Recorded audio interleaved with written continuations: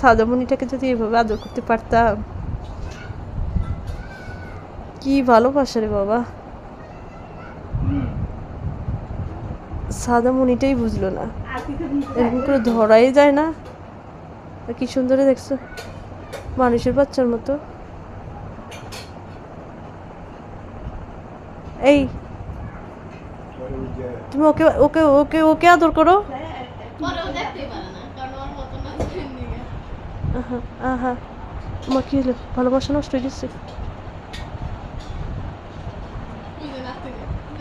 বেশি ভালোবাসা হয়ে গেছে।